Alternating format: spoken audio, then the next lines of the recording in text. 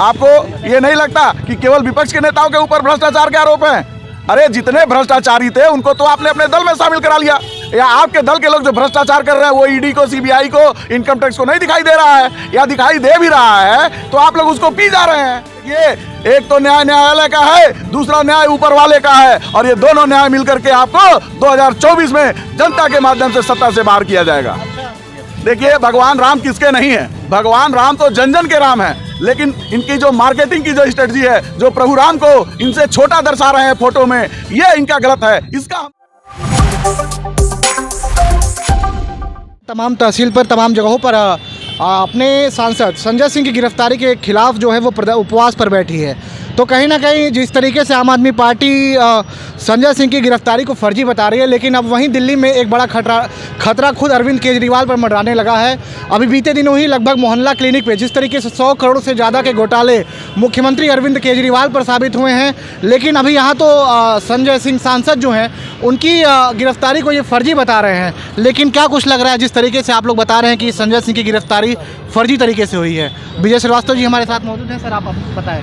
देखिए, ये तो जग जाहिर हो चुका है कि जितनी भी सरकारी एजेंसियां हैं वो मोदी के चंगुल में हैं। उन्होंने सारी एजेंसियों को, जो स्वतंत्र इकाइयां थी, उनको अपने चंगुल में फंसा करके उसका दुरुपयोग करते हुए विपक्ष के नेताओं को केवल ये लोग गिरफ्तार कर रहे हैं। क्या आपको ये नहीं लगता कि केवल विपक्ष के नेताओं के ऊपर भ्रष्टाचार के आरोप हैं? अरे जितने भ्रष्टाचारी थे उनको तो आपने अपने दल में शामिल करा लिया।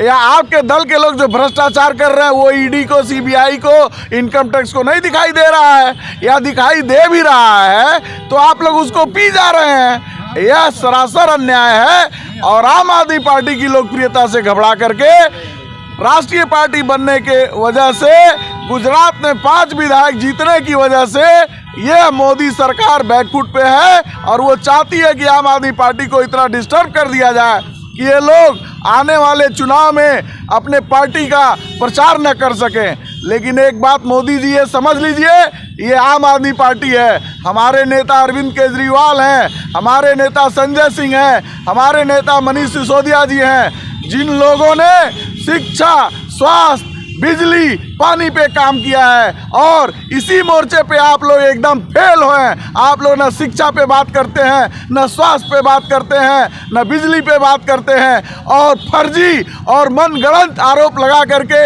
आप लोग जनता के बीच में केवल और केवल दिग्भ्रमित करने का काम करते हैं। आप लोगों के ये आरोप आज तक सिद्ध नहीं हो पाए।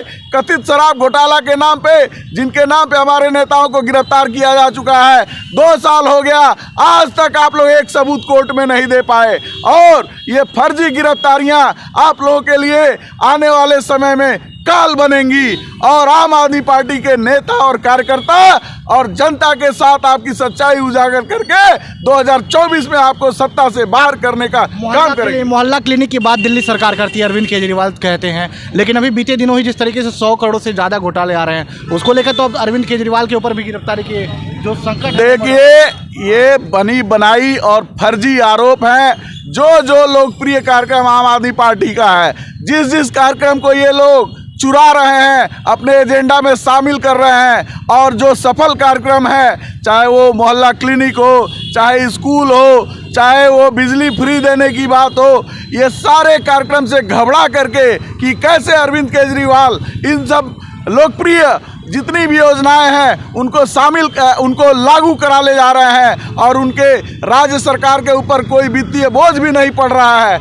ये लोग बेचैन हो चुके हैं। अभी जो ये वादा पिछले चुनाव में ये लोग किए हैं वो कहीं से पूरी होती नहीं दिख रही हैं, जिसके वजह से घबरा करके, और आम आदमी पार्टी के नेता, चाहे केजरीवाल जी हों, चाहे संजय सिंह जी हों, जो इनके गठजोड़, जो पूंजीपति और मोदी के बीच में जो गठजोड़ है उसका खुलासा करते हैं, उसके बीच में होने वाले भ्रष्टाचार का खुलासा करते हैं, उससे घबरा करके ये हमारे राष्ट्रीय नेताओं को फर्जी मुकदमों में जेल भेजना चाहते हैं। लेकिन देखिए, एक तो न्याय न्यायालय का है, दूसरा न्याय ऊपर वाले का है, और ये दोनों न्याय मिलकर के आपको 2024 में जनता के माध्यम से सत्ता से बाहर किया जाएगा। अच्छा, बहुत बड़ी चीज़ आपने कही है कि जिस तरीके से भारतीय जनता पार्टी आपके तमाम जो प्रमुख चीज़ें हैं जिस पे आम आदमी पार्टी लगातार दिल्ली पे शासन कर रही है, उसको भारतीय जनता पार्टी क्यों टार्चर कर रही है आपके मुताबिक, अगर आप ऐसा आरोप लगा रहे हैं तो? भाई वही तो मैं कह रहा हूँ, इन आरोपों को वो नहीं चाहते हैं कि जनता के बीच में काम करके आम आदमी पार्टी लोकप्रिय हो पावे,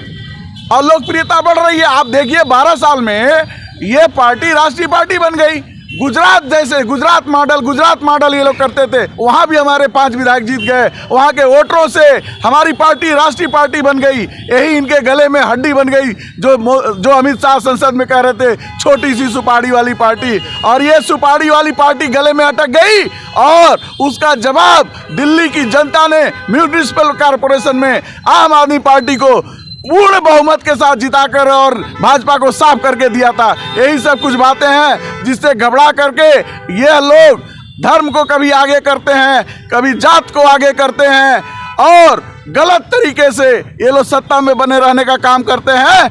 आम आदमी पार्टी इनके चंगुल में फंसने वाली नहीं है, और बहुत दमदारी से काम करेगी, बहुत ईमानदारी से काम करेगी, जनता के बीच में अपनी लोकप्रियता को और बढ़ाएगी, और आने वाले चुनाव में भारतीय जनता पार्टी और मोदी को समुचित जवाब देगी जनता के बीच में अपनी बातों को रखकर। बड़ा सवाल उठ रहा है कि 24 जिस तरीके से 22 जनवरी को राम मंदिर की प्राण प्रतिष्ठा है, तो उसके बाद भारतीय जनता पार्टी शुरू से राम मंदिर का मुद्दा उठाती है, तो लग रहा है 24 का जो चुनाव है भारतीय जनता पार्टी के लिए और आसान की राह होने जा रही है। देखिए, भगवान राम किसके नहीं है, भगवान राम तो जन जन के राम है, लेकिन इनकी जो मार्केटिंग की जो स्ट्रेटजी है, जो प्रभु राम को इनसे छोटा दर्शा रहे हैं फोटो में, ये इनका गलत है। इसका हम लोग विरोध करते हैं। ना कोई राम का विरोध करता है, ना कोई राम मंदिर का विरोध करता है, लेकिन इसके पीछे जो भाजपा का कुकृत्य है, जो भाजपा राम मंदिर के नाम पे घिनौना खेल खेल रही है, जैसे चंदे का पैसे का दुरुपयोग करना, जैसे भ्रष्टाचार करना, उससे हम लोग उसके खिलाफ हम लोग कार्रवाई करते हैं।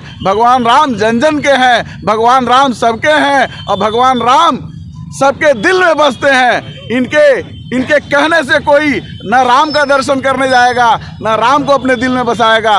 राम का दर्शन ईमान से किया जाता है, राम का दर्शन दिल में रख के किया जाता है। सवाल हमारा ये था कि 24 के चुनाव में भारतीय जनता पार्टी जिस तरीके से शुरू से राम मंदिर का मुद्दा उठाती है, तो राम मंदिर का प्राण प्रतिष्ठा है, और तो लगता है कि क्या उसको आपकी पार्टी किस तरीके से देख रही है कि क्या बीजेपी को इस चीज़ का प्रभाव 24 में मिलेगा? देखिए, जनता जागरूक है, जनता अपने रोटी दाल कपड़ा मकान के मसले पे परेशान है, अपने व्यापार पे परेशान है, अपने रोजगार पे परेशान है, कर्मचारी परेशान है, किसान परेशान है। जनता इस बार इस मुद्दे पे वोट देने वाली है, और यही मुद्दा काम आने वाला है।